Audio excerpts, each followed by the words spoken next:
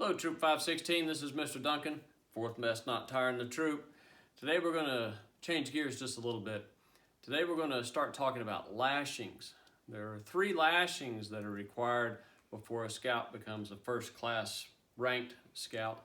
There's the square lashing, the diagonal lashing, and the shear lashing. Today we're going to do the square lashing. Before I get started though, I want to dedicate the next 3 videos to a friend of mine. His name is Dan Hart. Dan is, without a doubt, the best lashing tire I ever knew.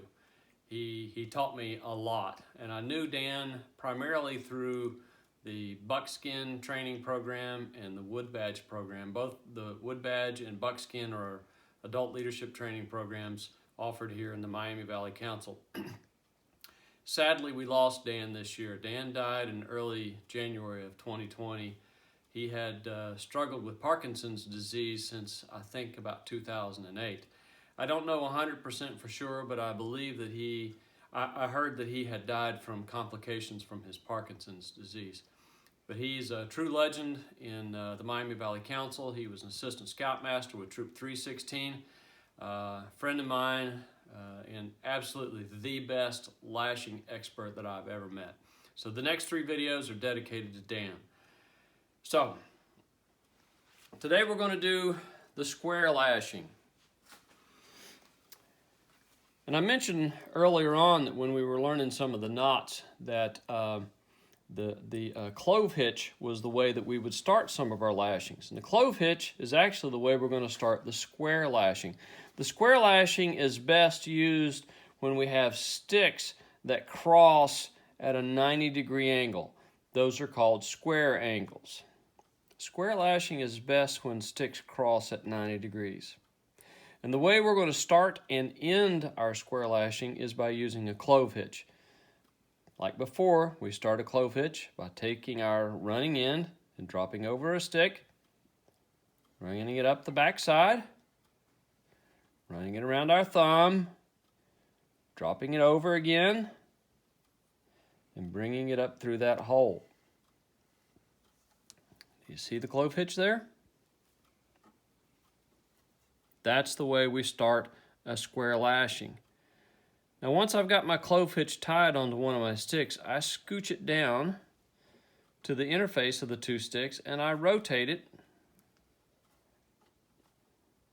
so that the running end is coming up like that.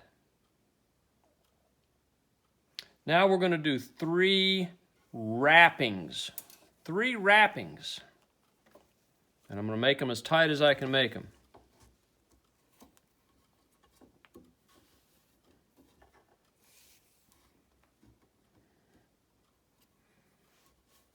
And you'll notice that when I start my second time around, I lay my rope beside my first wrap.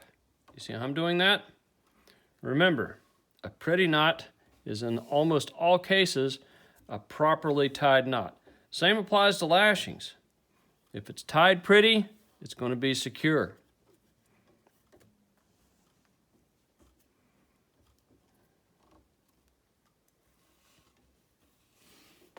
All right, that completes my wrappings for a square lashing. The next thing I'm going to do is I'm going to apply 3 frappings with an F. Frapping. It's a little unusual word, but it helps tighten up the wrappings. Look what I do. Instead of going around like I was earlier, I just go around the wrappings themselves, squeezing them tight, making the wrappings much, much tighter, pulling it all in at every opportunity.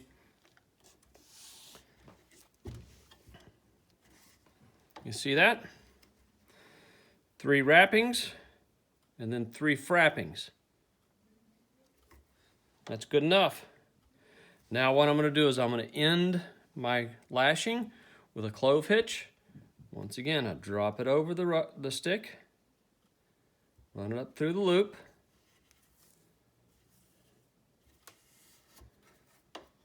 I'm halfway done. And then I drop it over the loop, drop it over the stick again, run it up through the loop.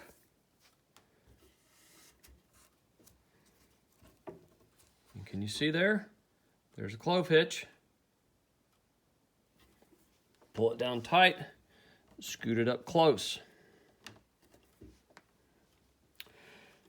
Now, that completes the lashing, but if you are tying, for example, a monkey bridge or a tower or something like that, and you want to make really sure that this lashing never comes undone, you can do something called a stopper knot, just a simple stopper knot. A stopper knot, in this case, is just a simple overhand knot, just one overhand knot loop like that. And then you just run it down to the top of your clove hitch. Then what you could do is clip it right there with a pair of scissors and fuse the end. And that lashing will not come down. The only way to get that loose will be to cut it loose with your knife. So that completes the square lashing. That'll take me a while to untie. I hope I don't have to cut it loose with my knife, but it'll take me a while to untie, so I'm not going to do it twice like I ordinarily do when I'm demonstrating a new knot. But that completes the square lashing. Please give it a try. Square lashing is good when you have sticks crossing at a 90-degree angle, known as a square angle. And I guess that's all for today. Have a good evening. We'll see you soon. This is Mr. Duncan, 4th best knot tying the troop. See you next time.